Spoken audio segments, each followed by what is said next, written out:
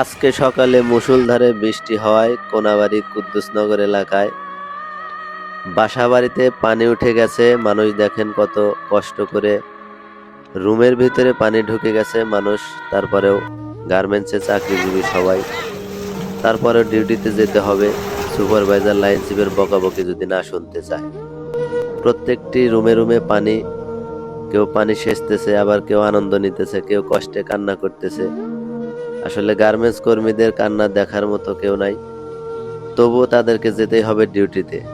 রুমে কি পানি উঠছে না, বর্ষা হয়েছে। কি দেন ভাই আড়া আড়া গা আসে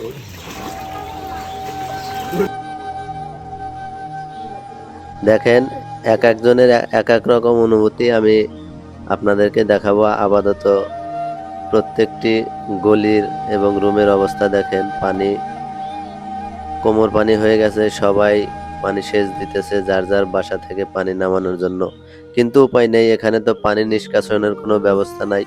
যদি এলাকায় কেউ শিল্প প্রতিষ্ঠিত হয়ে যায় তাহলে তার থেকে চাঁদা নেওয়ার লোকের অভাব নাই, কিন্তু এই পানি নিষ্কাশন করার মতো কোনো লোক নাই। এটাই হচ্ছে আমাদের বাংলাদেশ।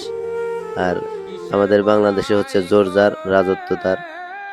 তারপরেও এই সমস্ত গার্মেন্টস কর্মীকে দিনের পর দিন কষ্ট করে ডিউটি করতেই হয়, উপায় নাই। মানুষের পেট ভাত আছে, পেট বাঁচাইতে হবে। দেখেন মানুষ কত কষ্ট করতেছে, অনেক পানি জমে গেছে। জানি না এগুলো নিষ্কাশন করতে কত সময় লাগে। আপনার অনুভূতি কি? আমার অনুভূতি কি, আমরা এখন বনে বাঁচতেছি। কেউ যদি ত্রাণ দিতে চায় তাহলে নিয়ে আসেন। ত্রাণ বলতে আপনি নাকি নৌকা চান না পিস বোট চান? আমরা পিস বোট চাই, নৌকা সাধারণ। ঠিক আছে।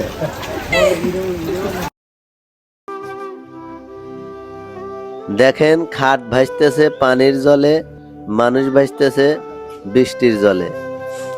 যে যার যার মতো সেচ দিয়ে তার রুম পরিষ্কার করতেছে। আসলে অনেক কষ্টের জীবনযাপন। ভিডিওটি আপনারা সর্বোচ্চ শেয়ার করবেন।